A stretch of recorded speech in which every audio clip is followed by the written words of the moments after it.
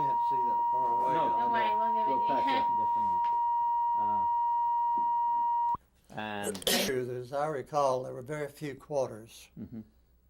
3 or 4 maybe. Okay. Maybe less than 3. Okay, then I think the good way to start with that this is that my father owned a part of my widowed mother's only. Okay, sir. When Father died and left Mother a widow in 1920, her only means of income, were the standard knitting mills, stock which Father had owned and went with her, of course. So she was very dependent upon that to raise her 5 children, get them all through school, college. And it was very seldom that the mill failed to pay that quarterly dividend. Very occasionally they would have a miss in the payment of that dividend. I think possibly 3 quarters are the only ones I can definitely recall as having been absent in Mother's income. Would you have any idea what percent of the payment, how much would it pay?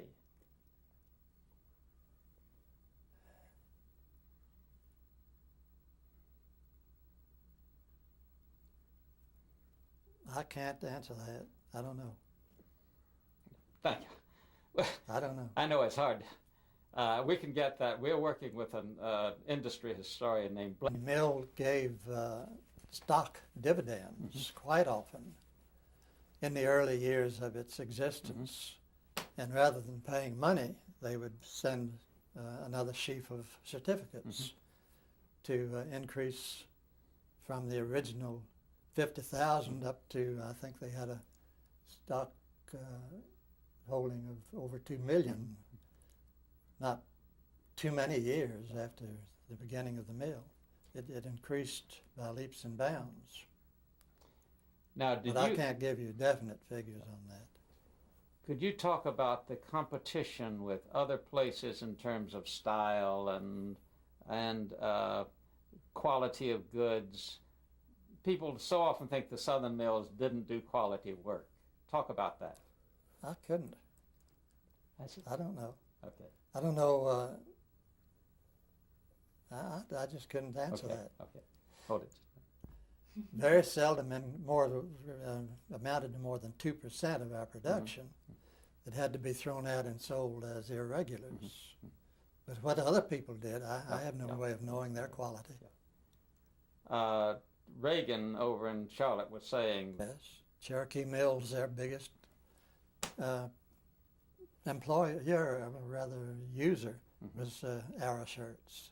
They made only shirtings. That was their product, shirtings and handkerchiefs. And the Arrow took the big majority of their production. But we had Cherokee stock also, as I told you. Same men started that started the Standard. Could you talk about your brands and where they went? The production of Standard knitting mills primarily went to large retail outlets. Their principal business was with Sears and Ward, the catalog companies. A third largest employer, or rather user, of our goods was J.C. Penney, though we did also produce goods for the various other companies like Kress, Kresge, and I don't know, you name it. We sent them goods to a certain extent, and of course we put their labels in them, not our own brand names of HealthNet or 3 Seasons. So your brand names were HealthNet and 3 Seasons? Yes. Could you say that?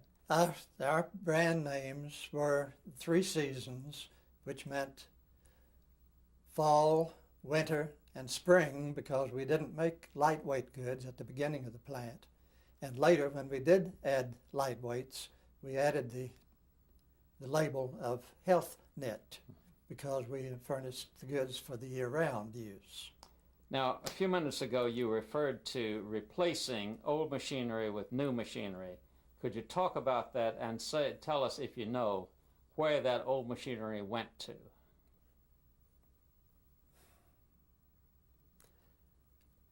I mentioned a moment ago that we did occasionally replace outworn machinery and replace it with newer, more speedy, more efficient equipment.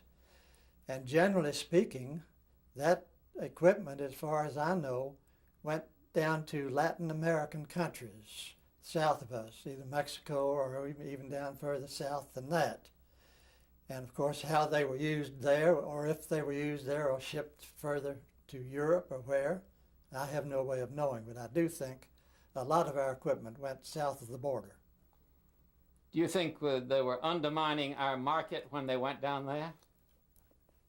I, of course, don't know how the new purchases of our old equipment handled their sales, or whether they competed with us or not. It's quite possible they tried to, but I just don't have any idea of where their goods went when they made them. Or even if they used the machinery, they could have sent them to a third party. Now, how do you feel about the change in the textile industry in the last, the gradual disappearance of the textile industry? Hold it just a minute. All right, sir. I don't know really whether the textile industry is holding its own with the rest of the world currently or not, because I've been out of the business for a good many years, and I just don't know how many of the old companies are still in business, or whether the trade has now gone to Europe or wherever. It's just something I can't comment on because I don't keep up with it. Are you involved in any way with preserving the history of the industry? I have no records of my own where I have attempted to keep up with the industry, historically or otherwise. And in fact, I've been out of it so long, I just have washed my hands completely. We've had no stock in the industry for a good many years. Okay, hold it just a minute. And spinners and doffers and people that didn't go to university and had no connection to management or stock or high-level decisions of any sort. And one of the things that they've been talking about, just like yourself. Many years, and Jim Geddes was general manager, vice president, under Hal. Mr. Mebbin married Mr. McMillan's sister, one of his, well, I guess his only sister. That's how he happened to come into the mill. And he came in as the director of Cherokee. Mr. Mebbin's father, Hal's father, was the operator of the Cherokee for his first years in Knoxville. Cherokee was going to do for them as Standard couldn't. It would be really helpful. Well, you want to start again? Ready to quit? Mm-hmm. Okay, yes, sir. A few years after the Standard knitting mill started, it was expanding and growing and making money. And the same group of men who had started it were still the owners, figured that possibly a weaving mill in the South would also be appropriate for Knoxville. And so they got together and started up the Cherokee textile mills, which made woven goods, primarily shirtings and handkerchiefs, multicolored yarns, which they dyed themselves. And the large consumer of those goods at Cherokee from the beginning right on through was the Arrow Shirt Company. Most of their goods came from Cherokee for quite a number of years. I can't give you the exact date that Cherokee started up, but it was several years after the Standard, but by the same gentleman. Jamie. Just stop just a minute. No. Okay. Because we haven't talked to an employee of Cherokee. Oh yes, one who had a high school education. All the others were. Right, all the others, Where? one had a fifth grade. Most of Oh, them really? went up to fifth Yes. grade. Mm-hmm. I didn't realize that. Very it's interesting. By the way, you'd be interested to know that almost everyone we've talked with who's worked at Cherokee has bragged about the fact that our shirts use their products Mm-hmm. and the fact that they felt they were making quality goods too. Yes. And they talked about the colors and how it was woven and all that kind of thing. Yes. I've been impressed here with their enthusiasm for the craft. One couple, all of that. So it reminded me of the time I was, many years ago, I was making... I've got half a dozen Cherokee handkerchiefs in my drawer in here. If you'd like one, I'll give it to you. I never use them. They're too colorful. I was going to ask you something. Yeah, could you talk about, a lot of the employees at Cherokee said that they got the highest wages in town, and that one of the reasons for that was because that Cherokee didn't want to have a union in there, so they kept up the standards in terms of pay. Well, of course, I can't talk of that. I'm not in the management. I just can't. He wasn't, yeah. Right. Can't discuss that. I don't know. Okay. Relations Board in Knoxville, Tennessee. This was Yeah, that's my brother. I didn't realize he had that position. He was, as I say, a public utilities commissioner for the state of Tennessee. Railroad and public utilities, they called it in those days. Railroad doesn't have much to do with it today. But anyway, I had no idea that he was a commissioner on the Labor Relations Board, but apparently so. So it's interesting that they would choose a lawyer then who was in management to handle this.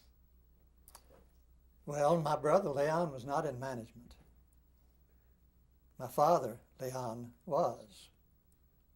My brother Leon was just a lawyer. My father was the lawyer for both the Standard and the Cherokee Mills. He handled all their legal work. And therefore, and was one of the principal owners, and therefore you might say his management, No. but not my brother. No. And I'm surprised to see Leon's name there, Junior, yes. Yes, he died in 1970, I believe. Well, this was dated December 10th, 1934, and it was a hearing at which a union representative and the mills had a discussion. I mean, it was basically they had grievances against each other because the union felt that there was discrimination against them, and about 117 of them weren't reemployed after the strike was called off. So your brother was called in to listen to both sides, make a decision. I'm surprised. Are you still shooting? No, not at the moment. Well, now you must wear him out. Okay. We're all He's done. an old Yeah. man. He hasn't given any suggestion of that on camera. Well, how on earth has Leon come into this?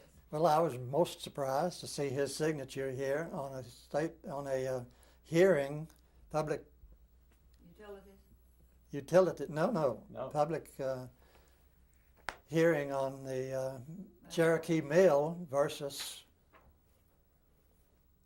I don't know Well, who. it doesn't make any difference. Anyway, I just heard you Leon talk was- about Leon. He was also apparently on the Labor Relations Board in 34. Well, now how does that come into the mill and all? Well, the judge said it was Cherokee Standard, Cherokee's textile mills that he was Well, are hearing. you almost finished? Yes, we Yes, are. ma'am. Yeah. Okay, I I think didn't know we- Leon was on that board, though. Okay. Mhm. Yeah. Okay, now. Okay, Labor everybody be relations. real Everybody quiet and very absolutely still quiet for about 30 seconds. Let me wait Okay. till she goes back or closes the door. You rolling? Yep. This is room tone for the interview that was before this.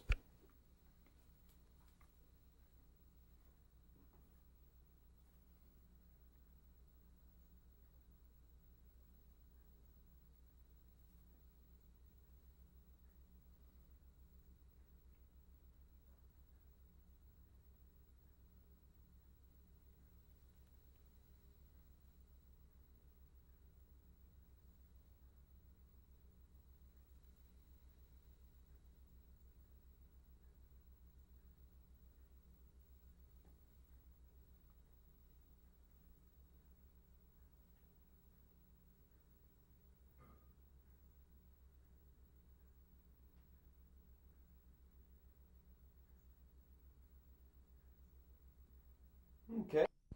What we call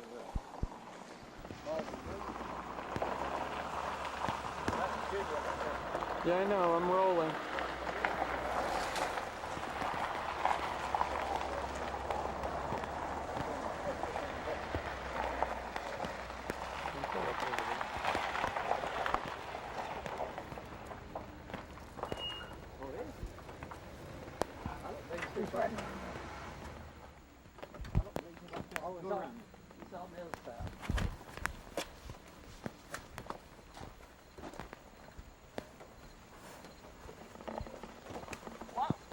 Well, yeah, I know that guy. It's been a long, long time. How are you? Been about 59, 60 years. Yeah, How you doing? fine, fine. You? Man, old and ugly. I was born ugly.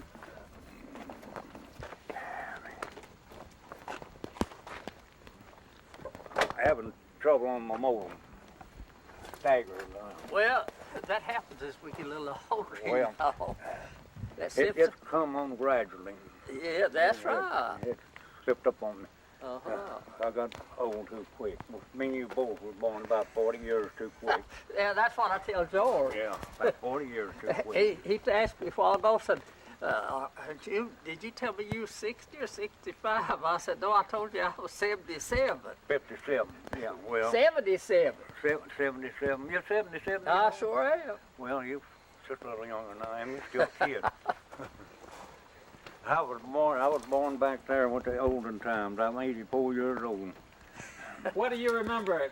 You haven't seen each other for how long? I have 58 years. It makes- 58 years. Many, many years. When was the last time you saw each other? And, I guess it's in the strike. 34. That's, I guess Yeah. if you can remember. You remember when my mother died? She died in 34. She died just right after the strike, right after the nationwide strike. I guess they're still running. Bill Bates crazy. Yeah, they're still after him, I guess. A big catfish. Okay, that's cool.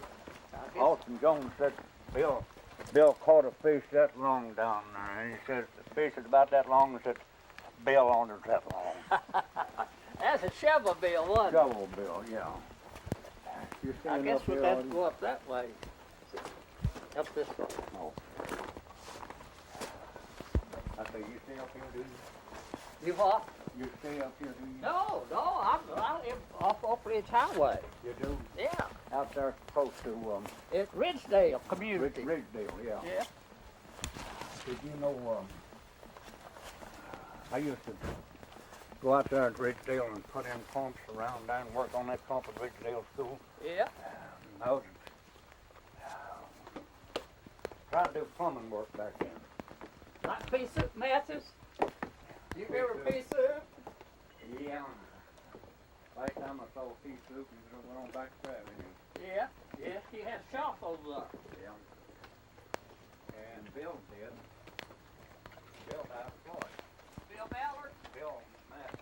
Oh, That's Bill.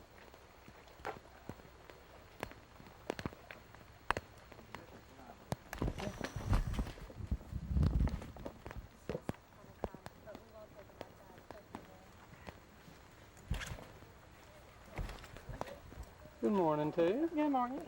Get it out exactly right. Nobody yeah. can. All the members have a hard time. Well- Amalgamated? Ask him about when the last time they saw. You wanna Is that get- a talk friend? about Talk Lucille. about the last time you saw Lucille. When was the last time you saw last, Lucille? last time we saw each other, walking out the gate, I guess, on that nationwide strike. Was that the last time?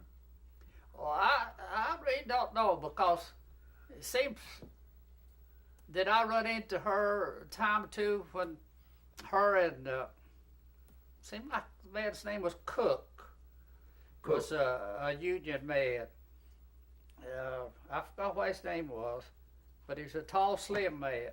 Yeah. Seemed like I seen her back then, but I've kept up with her a whole lot Yeah. because I said I knew her. Mention her name. Well, she was out at the labor union, and she had that little paper there, labor union paper. Lucille did.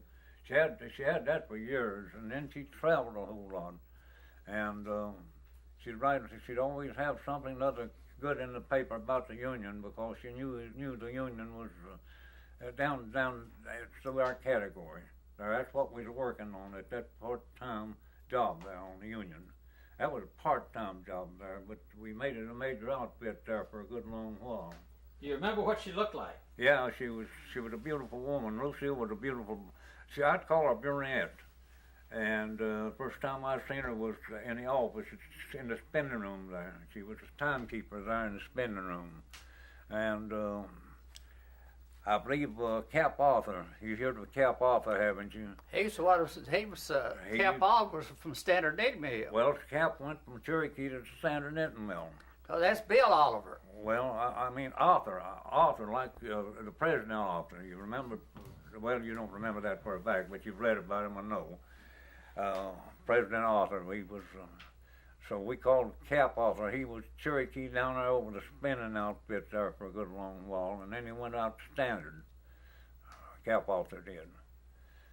And I went out there and worked a couple of weeks, and I got sick on that bleach there. I had to quit. Well, I always called him Bill Oliver because I went with his daughter, Well, Helen. This was Arthur. Arthur, yeah, Arthur. Bill Arthur. Yeah. It wasn't Oliver, it was Arthur. Bill Arthur, Yeah. that's right. Uh, But I didn't know they ever called him Captain. Yeah, he was. They called him Cap. I don't know where he picked that name up at, but that's what we all called him. And I went out there, standing it, and they'll give me a job out there. I worked there 2 weeks, and I couldn't stand the bleach. And Homer, still tell me can't- more about what you remember about Lucille. about Lucille. And first big contact we come with Lucille was on that nationwide strike there. Because the first time we come out on a strike was there in 1933 on that walkout there, where we walked out without a union. And then we started organizing. We met over there on Western Avenue there, at, where there's a furniture store there now on the corner of Western and Arthur Street or some street coming into Western Avenue. Arthur, do you remember that? Yeah. Well, we rented that building there on that there. Now, that's the first strike. That's when the pulled the first one. That was Mr. Putzweaver's strike right there. I'm sort of proud of that strike. That's the one I started, me and Bob Williams there that morning. I started him one way and I went the other. And 10 o'clock we had that thing closed tight in the weave room. You remember that? Or was you But there? Bob Williams was the first one to go back in. Well, yeah, I know Bob was the first to go back in on that nationwide strike. Now, he didn't go back in on that first strike we pulled, on that 20 cents on the dollar. You know, he gave us 10% there, and then 2 weeks he gave us another 10%. I remember when they cut 40. Well, I know, I can remember that, too. That's what made me mad. I was making $14 to $18 a week there at that time. Yeah, but they cut me out of a job. Well, They cut 40%, cut the second shift off. yeah. Well, that was a little rough time back there. Everybody had a lot of time built up on them there. I stopped up there on Commerce Avenue and have a pretty good little card game there playing setback with them farmers there. You had a lot of time to do them things. I don't know what was eating. It was a little rough there. One person said, well, you can't go around and mow my yard for me, could you? I'll go around there and give me a slow stick, go around and pick it. Just put a little salt in it and I eat it. I ain't ate anything to eat this morning, no way. The last time you two saw each other was on the yeah, picket line? just What do you talk remember? What do you remember each other look like? I don't know. A what? What did the Homer look like? What do you remember about him? What am I doing for? What did Homer look like last time you saw him on the picket line? Oh, down there on the picket line? Well, they mostly, everybody was happy down there. It started, I cannot be moved. And I didn't try to move them either because we was going around and around that mill there and had a pretty good start there on marching around there. And Sally Crow, did you know her? Sally who? Sally Crow. She was a pretty good singer. They worked down there in the weave room. Sally did. And Beecher worked down there. Beecher Crow. Did you know Beecher? Well, that was Cass Walker's. Now, that Cass Walker's, one of Cass Walker's sisters. Brother-in-law. Well, He was yeah, Cass's brother-in-law. Yeah, it's his brother-in-law, but that was his sister that Beecher Crow married. And they worked at Brookside. They started Brookside over there, going that way. Homer, what do you remember about Foots? What he looked like back then? I don't. You can't remember? Do you remember Lucille? I remember, yeah, because I always remember the pretty girls.